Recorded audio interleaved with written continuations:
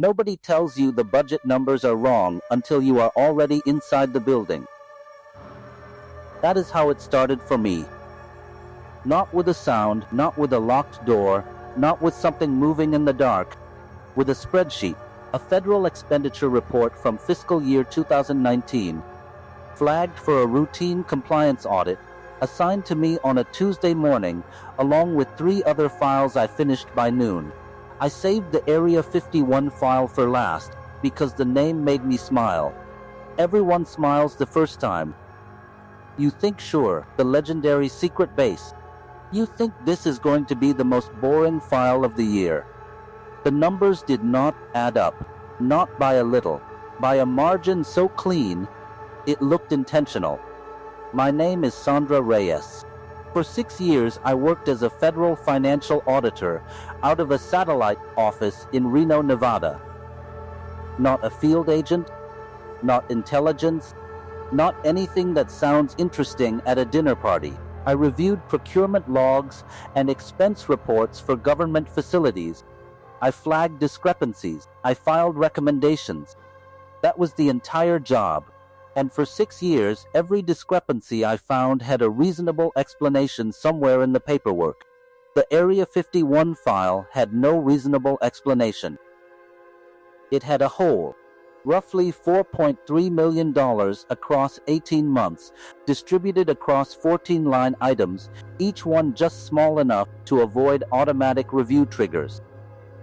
Maintenance, equipment calibration, waste disposal. The individual amounts looked plausible. The pattern they formed together did not. Someone had been careful. Someone had been very careful for a very long time, and they had made one mistake, which was me. I submitted my preliminary findings on a Wednesday. By Friday morning, I had a travel authorization and a named Facilities Liaison Officer D. Marsh. I was to report to the Nevada Test and Training Range main gate at 0700 the following Monday. I would be escorted from there. I had been to restricted facilities before. This felt different before I even arrived. The drive out was 2 hours of nothing. Flat desert, heat shimmer. The kind of landscape that makes you feel like the world dropped away somewhere behind you and forgot to mention it. The gate was exactly what you expect. Guard booth, barriers, men with weapons and no expression. But they were expecting me. My name was already in the system. Officer Marsh met me personally, which I was told later almost never happens. She was composed, mid-50s, gray at the temples.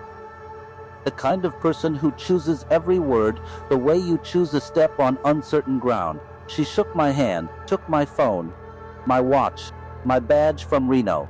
She handed me a temporary credential on a lanyard and said I would get everything back when I left. She said it like she said it often. The surface base is exactly what the satellite images show. Runways, hangars, low administrative buildings baking in the Nevada sun. Ordinary in the way that something ordinary never quite is when you know what is underneath it. And there is something underneath it. I know that now. I knew it the moment the elevator opened on sublevel 3 and the air changed. Filtered, flat. The kind of air that has been cycled so many times it carries no information at all. No dust, no weather, no outside. Marsh walked me to a conference room and set a single folder on the table. Not my audit file. A different one. Thicker. She said, before we discuss your findings, there are some things you need to understand about how this facility operates.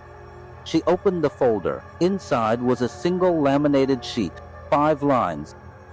I looked at it, and then I looked at her. She did not explain. She waited.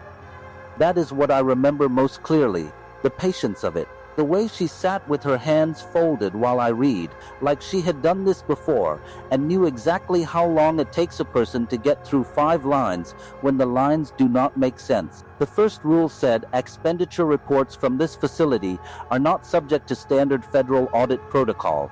Discrepancies are intentional. Do not recommend corrections. The second said personnel listed under the heading support staff in any document dated before 1995 are not to be cross-referenced with public records. The third said, if during your time on site you observe something you cannot immediately classify, you are to report it to Marsh directly and to no one else. Not your supervisor in Reno, not the office that assigned you. Marsh only. The fourth rule said, Mantu, the $4.3 million discrepancy you flagged is correct. It is accounted for. You do not have clearance for what it covers. The fifth rule said, Nagist, you have two options. You can return to Reno, and this file will be closed, and you will never be assigned a facility in this designation again. Or you can stay for the full audit. If you stay, what you learn here stays here. Permanently. I sat with that for a long time. Marsh did not rush me. The part that decided it for me was not curiosity. It was the fourth rule, the acknowledgement that the discrepancy was real, that someone at this table was willing to confirm it to my face, and still tell me I did not have clearance for the explanation. That is not how cover-ups work. Cover-ups deny. They explain away. They produce paperwork that almost holds together. They do not sit across from you and say, yes, you found it, and no, you do not get to know what it is. That kind of confidence only comes from one place. I stayed. I spent 9 days inside that facility. I cannot tell you most of what I saw, not because of the rule, though the rule is real, because some of it does not have language yet. There are things below sublevel 3 that were not built by any contractor whose invoices I have ever reviewed. There are line items in that budget that correspond to containment protocols for materials that do not appear in any civilian scientific classification I have access to. There are personnel records with no social security numbers, no next of kin, no hire dates. Just names and a column marked status. And in that column, for more of them than I was comfortable reading, a single word. Archived. On my last day, Marsh walked me back to the elevator. She handed me my phone, my watch, my Reno badge. She said, your audit has been completed and submitted. Your findings have been incorporated into the correct channels. I said, what does that mean? She said, it means the numbers are right now. I flew home that evening. My supervisor in Reno called the next morning to tell me the Area 51 file had been closed and reassigned to a different division. He said my work had been flagged as exemplary. He did not ask what I had found. I have been back to that facility 3 times since. Each time, Marsh meets me at the elevator. Each time, the folder on the conference table is a little thicker. I stopped counting the archive names after the second visit.